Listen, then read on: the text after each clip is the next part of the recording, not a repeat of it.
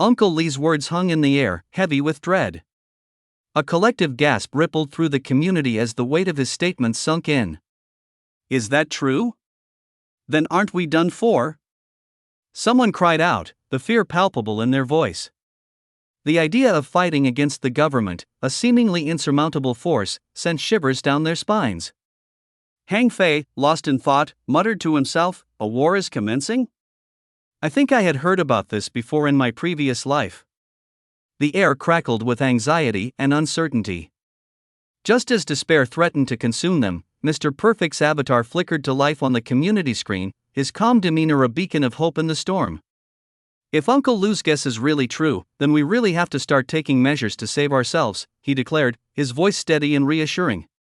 He began typing furiously on his phone, his words appearing on the screen one by one. Moreover, we don't have a confirmed time of arrival of the support resources from the government. There are already some owners in the neighborhood who have run out of food because they did not hoard enough. Mr. Perfect raised his voice, a spark of determination igniting in his eyes. I think we should start organizing ourselves first and help those owners who are facing difficulties. I suggest that owners with ample food supplies donate some of it to support those owners who have run out. He paused, his gaze sweeping across the anxious faces on the screen.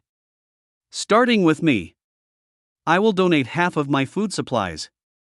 Whoever needs it can come look for me anytime. A wave of relief washed over the community as Mr. Perfect's words sparked a glimmer of hope. People began discussing the idea amongst themselves, their voices a mix of apprehension and cautious optimism. Suddenly, a gruff voice cut through the chatter. A thug-looking character, his face etched with concern, spoke up. Brother Jiang is right.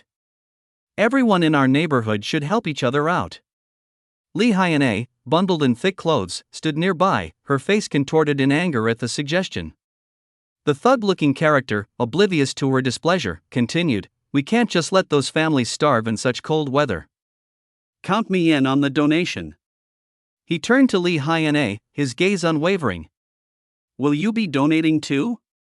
His question hung in the air, a challenge to her indifference. Li Hyane sat huddled in her room, the warmth of the heater doing little to penetrate the icy anger that gripped her. Wrapped in thick clothes, she glared at the screen, her face contorted in a mask of fury. Are you crazy, Wu Kuan-yu? She spat, her voice laced with venom. There are so many people here yet you had to ask me?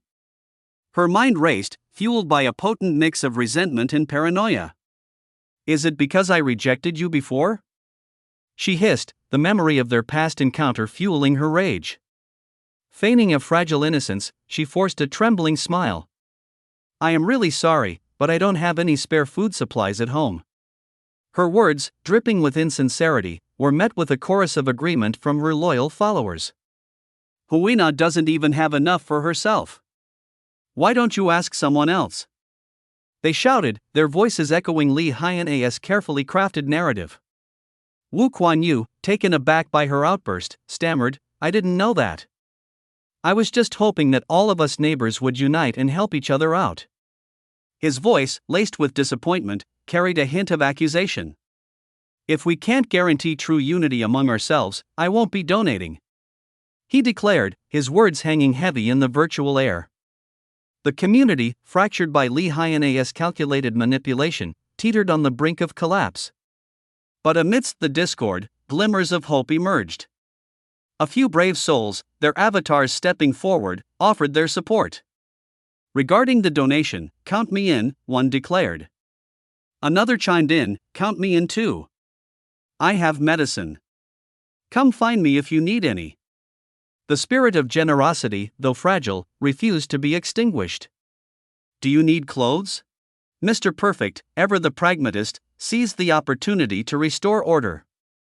Let me express my thanks to all of you in place of those owners, he said, his voice calm and reassuring. There's quite a lot of people here. Why don't we appoint some owners to take charge of this? His suggestion, met with a wave of approval, offered a glimmer of hope for a coordinated response. It will be an interim emergency committee that we will establish ourselves to be responsible for the planning and support of donated supplies, he explained, outlining a plan for collective action. Interim Owners Committee, he declared, the words echoing with a sense of purpose. Hang Fei, his mind racing, felt a chill run down his spine. Interim Committee? He muttered, a sense of dread washing over him. I remember that this happened in my previous life too, he whispered, his voice laced with foreboding. The memory of a community betrayed, their resources plundered by those entrusted with their care, sent a shiver down his spine. July 19th, the fifth day of the apocalypse, dawned with a bone-chilling ferocity. The temperature outside had plummeted to a staggering -40 degrees, a cruel testament to the world's descent into chaos. The central heating system, overwhelmed by the relentless cold, had succumbed to the elements, leaving the residents of the building shivering in its wake. Fear and desperation gnawed at the hearts of the survivors as they desperately sought ways to keep warm, to stave off the encroaching frostbite that threatened to claim their limbs.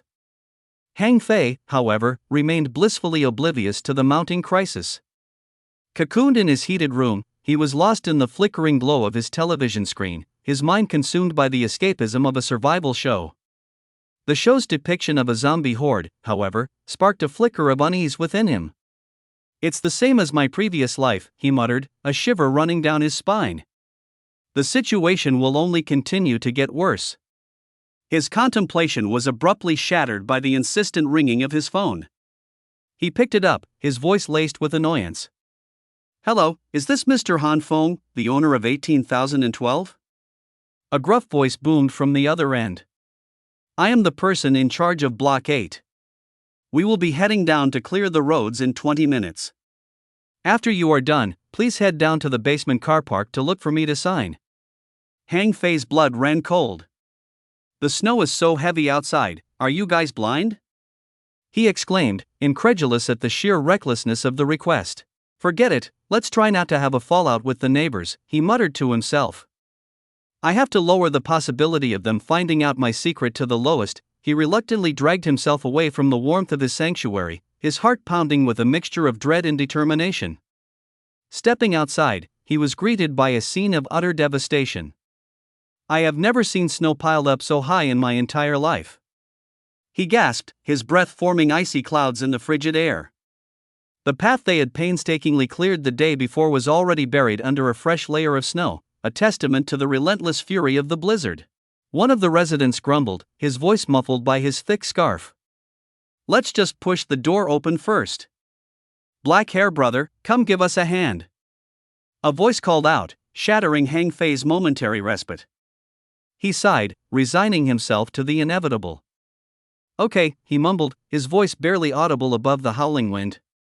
The group, huddled together for warmth, strained against the heavy door, their combined efforts barely making a dent in the snowdrift that had accumulated against it. Push on the count of 3. Someone shouted, their voice strained with exertion. With a collective grunt, they heaved against the door, the hinges groaning in protest. It finally gave way, unleashing a blast of frigid air that sent shivers down their spines. This snowstorm is too extreme. Someone exclaimed, their words snatched away by the wind. So cold. Another cried out, their voice barely a whisper. The icy air stung their eyes, making it difficult to see. Can't even open their eyes. Someone groaned, their face contorted in pain. Hang Fei, his teeth chattering uncontrollably, shivered violently. We will get serious frostbite if we go out in this weather. We might even die. He shouted, his voice laced with fear. So cold, panic began to spread through the group, their initial determination giving way to despair. We will definitely get frostbite if we go out to clear the paths. One person argued, their voice trembling. Another retorted, their frustration boiling over. Only an idiot would go out in this temperature. As the argument escalated, a new voice cut through the chaos. I am here, Hang Fei's heart skipped a beat. This voice? He thought, a flicker of recognition igniting in his mind. It was the thug-looking man, the one who had previously boasted about his strength and resilience. Why is everyone acting like a coward? He bellowed, his voice booming with an almost unnatural confidence. What we need is a strong attitude and power. He puffed out his chest, striking a pose that seemed utterly incongruous with the perilous situation. Hang Fei, watching the scene unfold, muttered under his breath, "It's indeed brotherly." Some of the residents, their fear momentarily forgotten, tried to reason with him. "Brother, don't try to be brave," one pleaded. "This isn't a game," another added. "That's right, let's wait for the snow to stop first." But Brotherly, seemingly oblivious to their concerns, continued to rant about the importance of courage and determination. With a defiant grunt, he split his cigarette, the ember glowing defiantly in the swirling snow, and began digging furiously with his bare hands. As he dug, a gap began to form, a testament to his raw strength and determination. The others watched in stunned silence as he continued to dig deeper, his face contorted with effort. Suddenly, a muffled cry for help pierced the air, emanating from the gap Brotherly had created. With renewed urgency, they joined him, frantically digging away the snow until they reached a shivering figure. It was Brother Lei, his face pale and drawn, his coughs racking his body. "Brotherly, are you okay?" Hang Fei asked, his voice laced with concern. Realizing the futility of continuing their efforts in the face of the relentless blizzard, Hang Fei suggested a change of plans. "Everyone, let's go to the car park to look for the person in charge and sign our attendance first," he said, his voice carrying a note of urgency. "We can decide what to do when the snow stops," he added, his gaze sweeping over the exhausted and demoralized group. "With this snowstorm, it's no longer a situation that can be solved with manpower." Django, the self-proclaimed leader of the Interim Owners Committee, echoed Hang Fei's sentiment. "The snow is indeed too heavy right now. Let's wait for the snow to lighten up before we start clearing," he declared, his voice amplified by the community's communication system. "Also, the basement car park will be designated as the donation center." Hang Fei, listening intently, couldn't help but wonder about the man behind the voice. Is he the one with the surname Jiang in the group? He mused to himself. A chilling realization dawned on him. So he is the one that spearheaded the establishment of that scam committee. Django, oblivious to Hang Fei's suspicions, continued his address.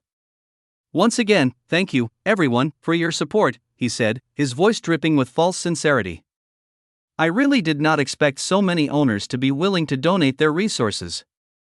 Your generous donations will help even more owners who are in a difficult situation. I once again thank all of you." In their place, a chorus of agreement rose from the crowd. Everyone faces difficulties at one point or another. It's only right for us to help each other. As the residents dispersed, their spirits buoyed by a shared sense of purpose, Hang Fei couldn't shake off a sense of foreboding. "Just wait and see," he muttered to himself, his gaze fixed on the swirling snow. "This snowstorm lasts forever, and they will regret their naivety." Brother Li, his face still pale from his ordeal, turned to Hang Fei. "I'm leaving first," he said, his voice weak but resolute. "All right, Brother Li," Hang Fei replied, a flicker of concern crossing his face. Zihian, struggling with a mountain of boxes, clumsily bumped her way through the hospital corridor, chirping, "Sorry, please excuse me." Hang Fei, spotting the familiar nurse, thought, "It's that nurse." Just as he suspected, Zihian's precarious tower of cardboard began to topple. He instinctively lunged forward, catching her in his arms as she squeezed her eyes shut, bracing for impact. "Are you all right?" he asked, concerned. Zihian, gazing up at her rescuer, breathed, "Thanks," then, her eyes widening in recognition, exclaimed, "It's you." She leaned down, peering at his leg with concern. "How's your leg?" she asked. Hang Fei, wary of revealing his powers, mumbled, "It healed."